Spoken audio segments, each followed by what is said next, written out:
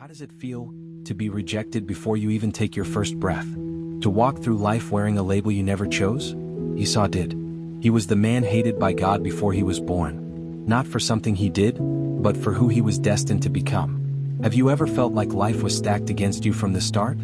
Like no matter how hard you try, you're always second, always forgotten? Esau's story is your mirror, raw, real, and heartbreaking. But within that pain lies a warning and a hidden door to redemption. Because God doesn't just expose brokenness, He offers a way through it. And Esau's fall? It teaches us how to avoid our own. As the red sun dipped lower behind the hills of Canaan, painting the horizon in blood and gold, the dust from Esau's heavy steps lingered in the air like a warning. That day history had changed, and yet there was no trumpet to herald it, no thunder from heaven. Just the soft crackle of firewood beneath Jacob's stew and the sound of a weary man swallowing both his pride and his destiny. But heaven had taken note. The transaction, so mundane in appearance, carried spiritual consequences that would shape generations. For in the span of a single meal, Esau had traded eternity for a moment. And Jacob, quiet, watchful Jacob, had taken the first step toward a promise written in the stars. The prophetic words spoken to Rebekah were beginning to stir. The older shall serve the younger. From this moment onward, nothing would ever be the same. Night fell over the encampment, and silence took hold of the desert. But inside the hearts of the two brothers, echoes rang louder than ever. Jacob sat in contemplation, aware that what he had acquired was far more than a right. It was a legacy, a covenant, a flame carried from Abraham through Isaac and now silently burning in him. Esau, meanwhile, lay asleep in his tent, his body at rest but his spirit unaware of what had slipped through his fingers. His hunger had passed, but the weight of what was lost had yet to dawn upon him. The heavens, watching from above, were not silent observers. This exchange would be remembered, not just in scripture but in the DNA of nations yet unborn. From Jacob would come the 12 tribes of Israel, and from Esau, a people of strength and pride, known as the Edomites. But the drama was far from over. For the birthright was only one piece of the inheritance. There remained yet another, the patriarchal blessing. A sacred bestowal meant to be spoken by Isaac himself before his death. A spoken declaration that would finalize the destiny of the next spiritual leader of God's people. Rebekah, still holding tightly to the divine revelation she had received during her pregnancy, watched with growing urgency. Isaac had aged considerably. His vision was nearly gone, and his days were drawing to a close. Time was slipping away, and with it, the opportunity to ensure that the blessing would fall upon the son God had chosen, not the one tradition would suggest. Soon Isaac would call Esau to his side. The moment of final blessing approached like the calm before a storm. But behind the scenes, God's sovereign hand was orchestrating each move with precision. The tension in the household grew palpable. Esau, still unaware of the deep spiritual significance of what was coming, saw the blessing as an extension of his status and father's love. Jacob, however, guided by Rebekah and driven by divine purpose, was preparing to claim what had been spiritually his since before birth. The coming events would not be without deception and pain, but they would fulfill the will of heaven. In the stillness of the night, a battle was being waged, not of swords and shields but of choices, destiny, and obedience to a God whose plans span beyond human understanding. And now, as we look back upon this unfolding tale, it becomes clear that what seemed like an impulsive trade between two brothers was in fact a mirror of the human condition. How often have we, like Esau, sold what is eternal for what is immediate? How many times have we traded the promises of God for fleeting satisfaction? The story of Jacob and Esau is not simply a tale of sibling rivalry, it is a spiritual blueprint. It warns us about the danger of despising the sacred, about the consequences of carelessness with God's gifts. Hebrews 12 verses 16 to 17 echoes this truth. See that no one is godless like Esau, who for a single meal sold his inheritance rights as the oldest son. Afterward he was rejected. Even though he sought the blessing with tears, he could not change what he had done. This is not merely history, it is prophecy, warning, and invitation. Each of us carries within us a potential legacy. Each day offers a choice between the stew and the birthright, the physical and the spiritual. What is easy and what is eternal? Jacob's story reminds us that God often chooses the unlikely, the overlooked, the second-born. And Esau's path reminds us that strength without wisdom can lead to ruin. In the economy of heaven, birth order means little, but faith, obedience, and spiritual hunger mean everything. The story does not end here. Jacob's journey has only begun, and his path will be filled with struggle, wrestling, and redemption. But for now, one thing is clear. The hand of God was upon him, shaping the legacy of a people who would one day be called Israel. Have you heard this story before? Tell us in the comments what you think and what you would do if you were in Esau's place. On that fateful day when Esau traded his birthright for a bowl of lentils, a seed was sown, a decision that would echo through generations. Years passed, and though life in Isaac's household seemed calm on the surface, the spiritual weight of that moment lingered in the atmosphere. A silent tension brewed under the canvas of the tents, unseen by men but fully observed by the eyes of heaven. It was a divine setup, preparing the stage for a drama that would define the course of nations. Jacob and Esau, once entangled in the womb, were now walking diverging paths that were about to collide once more, this time with eternal consequences.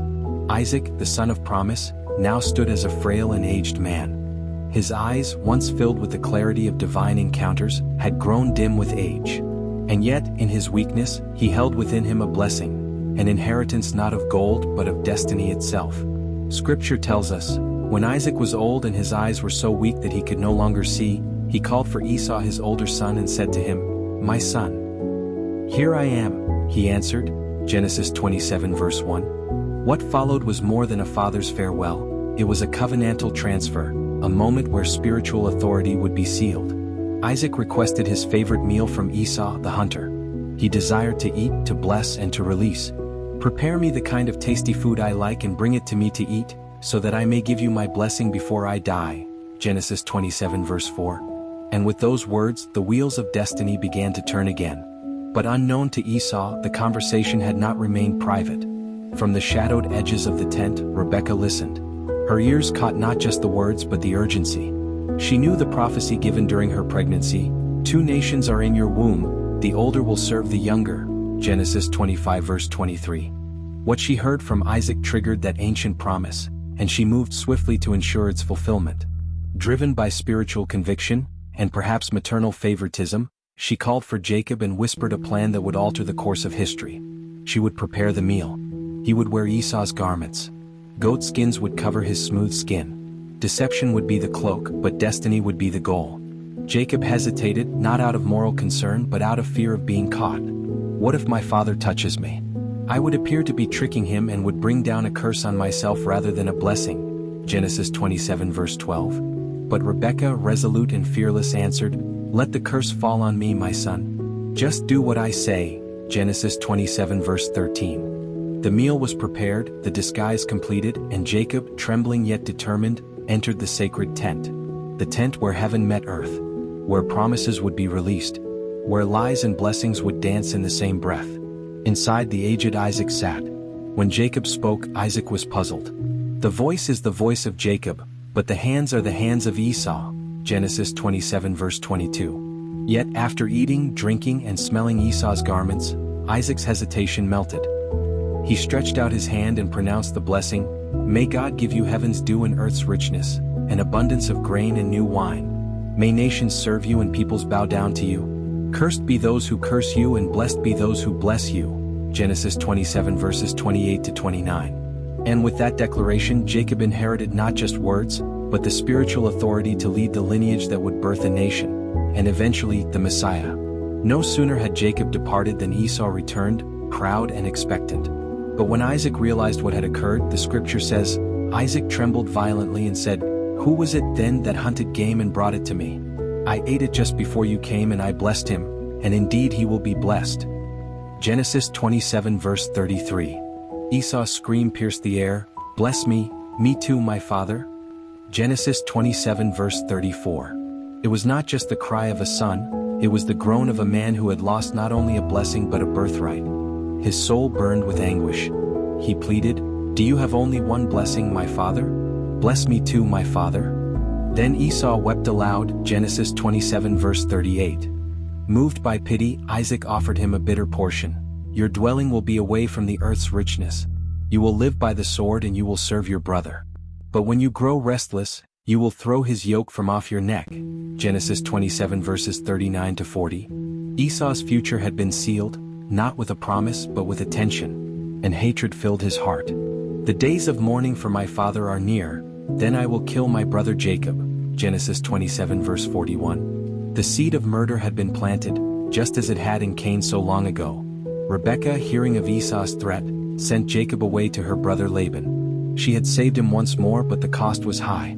Jacob fled, alone and exiled, bearing the blessing yet carrying the weight of deception. He had gained everything and yet lost his home, his brother, and the trust of his father. He would journey into unknown lands, face betrayal, fall in love, be deceived in return, and wrestle with both God and man. But in that journey he would be transformed. From Jacob the deceiver to Israel the prince. Esau, left behind, married Hittite women, bringing grief to his parents. Genesis 26 verses 34 to 35. In time he too would become a great nation, the father of the Edomites, but his story would always be shadowed by what he lost. His choice to satisfy a momentary hunger had rewritten the future. Well, we're almost at the end, but I noticed that you still haven't left your like. This is very important for YouTube to continue sharing our content with you, so leaving a like is free and will help you.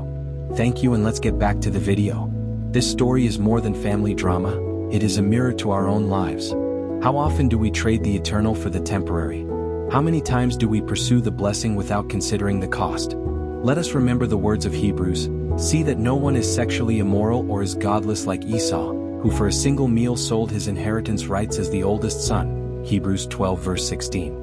The blessings of God are priceless. May we pursue them with purity, patience, and purpose. The decisions Esau made in his youth echoed through generations, shaping not only his own fate but the destiny of a nation. Genesis 26 verses 34 to 35 tells us, when Esau was 40 years old, he married Judith daughter of Beeri the Hittite, and Basemath daughter of Elon the Hittite. They were a source of grief to Isaac and Rebekah. This seemingly simple detail unveils a deep spiritual fracture within the patriarchal family. Esau's choice to marry Hittite women, foreign to the covenant of Abraham, brought sorrow to his parents, not merely because of culture clash, but because these unions represented a spiritual detour from the promise God had sworn to uphold through Abraham's seed. Isaac and Rebekah had cherished the sacred lineage, a path marked by divine promise, set apart from the nations. Esau's marriages threatened that path, not only diluting tradition but defying the covenant's purpose.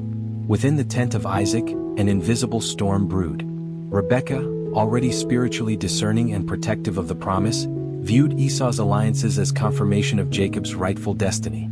Genesis 27 verse 46 records her lament, "I'm disgusted with living because of these Hittite women. If Jacob takes a wife from among them, my life will not be worth living."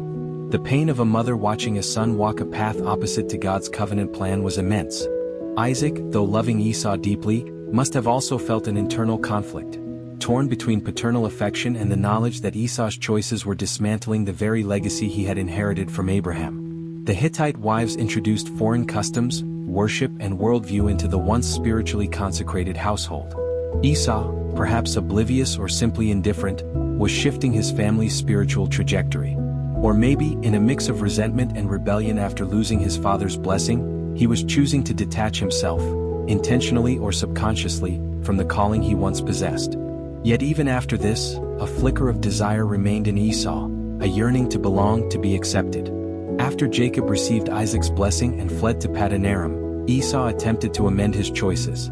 Genesis 28 verses 8 to 9 states, Esau then realized how displeasing the Canaanite women were to his father Isaac. So he went to Ishmael and married Mahalath, the sister of Nebaioth. This was not a random decision. Ishmael was Abraham's son. Mahalath was Abraham's granddaughter.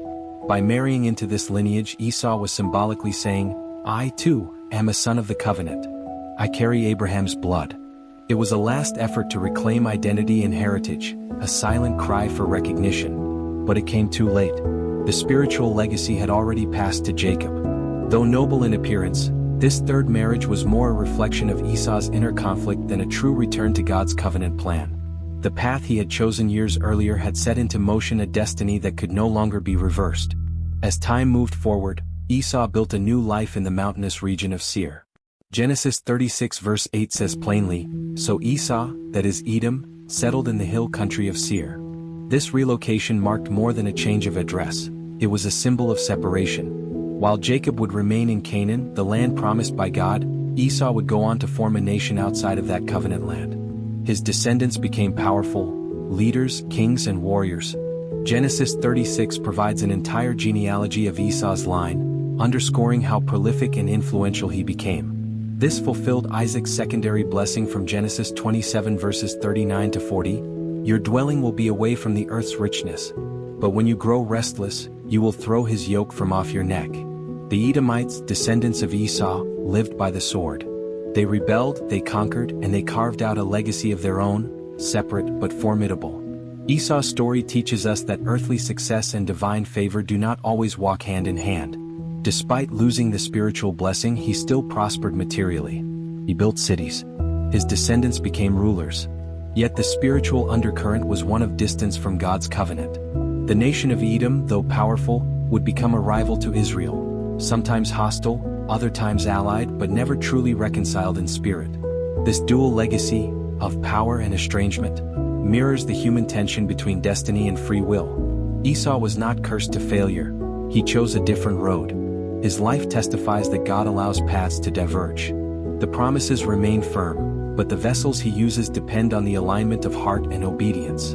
Esau's marriages were not just romantic decisions.